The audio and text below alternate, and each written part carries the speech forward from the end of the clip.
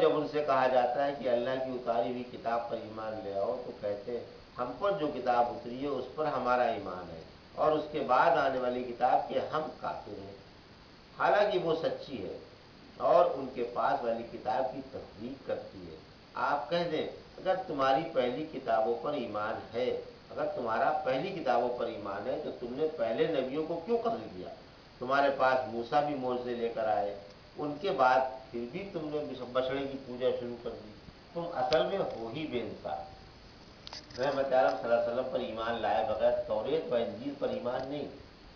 جب اہل کتاب سے رسول اللہ صلی اللہ علیہ وسلم پر ایمان لانے کو اور آپ کی پیروی کرنے کو کہا جاتا تو کہتے تورات و انجیل ہی پر ایمان لانا کافی ہے، یہ اس میں بھی جھوٹے ہیں، ان کتابوں پر بھی ان کا ایمان نہیں ہے کیونکہ انہی میں آپ کی تصدیق مندرج ہے اور آپ کی کتاب بھی ان کی کتابوں کو سچا بتاتی ہے۔ لہذا آپ پر ایمان لانا عین تورات و انجیل پر ایمان لانا ہے، کیونکہ آپ پر ایمان لائے بغیر تورات و انجیل پر ایمان نامکمل ہے۔ لہذا یہ کہنا کہ تورات و انجیل پر ایمان لانا کافی ہے فریب ہے۔ کافی تو جب ہوتا تب آپ پر بھی ایمان لے آتے، آپ کے انکار سے ان کتابوں کا انکار بھی لازم ہے۔ فرمایا الذین آتیناہم الکتاب، اہل کتاب آپ کو اپنے بیٹوں کی طرح پہچانتے ہیں۔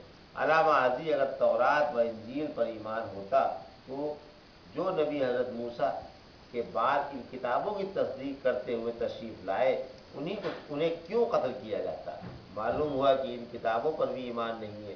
تم نے اللہ کے بے گناہ نبیوں کو اپنی سرکشی اور غرور کی وجہ سے قتل کیا۔ تم محض خواہش پرست، نفس کے بندے اور رائے کے غلام ہو۔ فرمایا افکلما جاءکم رسول جب کبھی تمہارے پاس تمہاری خواہشوں کے خلاف احکام لے کر آئے تو تم مغرور بن گئے، ایک گروہ کو تم نے جھٹلا دیا اور ایک گروہ کو قتل کر دیا۔ یہودیوں نے موسیٰ علیہ السلام کی بھی نافرمانی کی۔ حضرت موسیٰ علیہ السلام اپنی رسالت کی تصدیق کے لیے تمہارے پاس بڑے بڑے معجزے لے کر آئے، طوفان، ٹڈیاں، جوئیں، مینڈکیں، خون، عصا، ید بیضا، دریا کا ٹھہرنا، بادل کا سایہ کر لینا، من و سلوا کا اترنا اور پتھر سے چشمے جاری کر دینا وغیرہ۔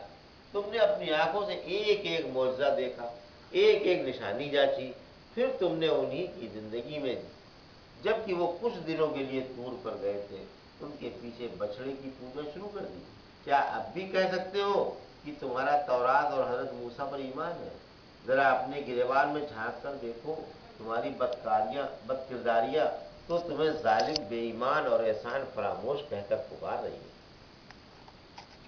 وَإِذْ أَخَذْنَا مِيثَاقَكُمْ وَرَفَعْنَا فَوْقَكُمُ الطُّورَ خُذُوا مَا آتَيْنَاكُمْ بِقُوَّةٍ وَاسْمَعُوا قَالُوا سَمِعْنَا وَعَصَيْنَا وَأُشْرِبُوا فِي قُلُوبِهِمُ الْعِجْلَ بِكُفْرِهِمْ قُلْ بِئْسَ مَا يَأْمُرُكُمْ بِهِ إِيمَانُكُمْ إِن كُنتُم مُّؤْمِنِينَ۔ اور جب ہم نے تم سے عہد لیا اور تم پر طور اٹھایا کہ ہم نے جو کچھ دیا ہے اپنی مضبوطی سے لے لو اور سن لو، تو بولے ہم نے سن کر نافرمانی کی۔ ان کے دلوں میں کفر کی وجہ سے بچڑے کی محبت رچا دی گئی۔ آپ فرما دیں کہ وہ چیز بدترین ہے جس کا تم کو تمہارا ایمان حکم دے رہا ہے اگر تم ایمان والے ہو۔ اللہ پاک اسرائیلیوں کی غداریوں اور نافرمانیاں گنوا رہا ہے اور فرما رہا ہے کہ جب انہوں نے اپنے سروں پر پہاڑ کھڑا دیکھا تو ڈر کر احکام توریت قبول کر لیے، پھر جب یہ پہاڑ ہٹا لیا گیا تو پھر بدستور اپنی پہلی حالت پر آ گئے، جیسا کہ پہلے بیان ہو چکا۔ اللہ رب العزت نے یہودیوں پر پہاڑ اٹھوایا، یہ ہم پڑھ چکے ہیں پہلے، سجدے میں گر گئے، لیکن ایک آنکھ سے وہ پہاڑ کو بھی دیکھتے رہے، کیا گر تو نہیں رہا ہے، اور پہاڑ ہٹا دیا اللہ رب العزت نے۔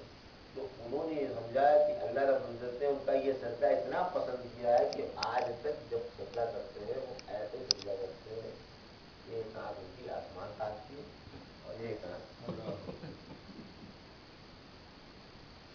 بِأَسَمَاعَكُمْ يَأْمُرُكُمْ بِهِ إِيمَانُكُمْ، یعنی تمہیں ایمان کا دعویٰ کر تم یعنی تمہیں ایمان کا دعویٰ کرتے ہوئے شرم نہیں آتی؟ بار بار غداری، گھڑی گھڑی نافرمانی اور منٹ منٹ پر سرتابی اور ایمان کا دعویٰ۔ تم نے اپنے پیغمبر کے احکام ٹھکرائے، تم نے روح اللہ کو نہیں مانا، اور تم رسول اللہ صلی اللہ علیہ وسلم کی مخالفت پر تل گئے۔ اسی منہ سے ایمان ایمان پکارتے ہو۔ بھلا اس سے بڑھ کر کون ظالم ہوگا جو پیغمبر اسلام صلی اللہ علیہ وسلم کو اچھی طرح سے پہچانے اور آپ پر ایمان لائے؟ یہ سب سے بڑا کفر۔ قل ان كانت لكم الدار الآخرة عند الله خالصة من دون الناس فتمنوا الموت إن كنتم صادقين ولن يتمنوه أبدا بما قدمت أيديهم والله عليم بالظالمين ولتجدنهم أحرص الناس على حياة ومن الذين أشركوا يود أحدهم لو يعمر ألف سنة وما هو بمزحزحه من العذاب أن يعمر والله بصير بما يعملون۔ آپ فرما دیں کہ اگر آخرت کا گھر دوسروں کی بجائے خاص تمہارے ہی لیے ہے تو موت کی تمنا کرو اگر تم سچے ہو، لیکن اپنے آگے بھیجے ہوئے عملوں کی وجہ سے یہ موت کی تمنا کبھی نہیں کریں گے، اور اللہ ظالموں کو خوب جانتا ہے۔ آپ انہیں دنیاوی زندگی کا بڑا ہی حریص پائیں گے، مشرکوں سے بھی زیادہ۔ ان میں سے ہر شخص کی یہ آرزو ہے کہ اس کی عمر 1000 سال کی ہو، حالانکہ بڑی عمر کا دیا جانا اللہ کے عذاب کو ہٹانے والا نہیں۔ اللہ ان کے عمل کو خوب دیکھ رہا ہے۔ یہودیوں کو مباہلہ کی دعوت۔ ابن عباس رضی اللہ تعالیٰ عنہ فرماتے ہیں کہ یہودیوں کو جو نبی صلی اللہ علیہ وسلم کی زبانی بتایا گیا کہ اگر تم حق و صداقت پر ہو تو میدان میں اتر آؤ، ہم اور تم دونوں مل کر حق تعالیٰ سے دعا مانگیں گے کہ اے اللہ جھوٹا ہلاک ہو جائے۔ یہودی جھوٹے تھے، اس لیے رسول اللہ صلی اللہ علیہ وسلم کے ساتھ مباہلہ کو تیار نہ ہو۔ قرآن پاک پہلے ہی بتا چکا ہے کہ یہ مرد میدان نہیں، کہیں چوروں کے بھی پاؤں ہوتے ہیں، اگر مباہلہ کر لیتے تو سب مرے کے مرے رہ جاتے۔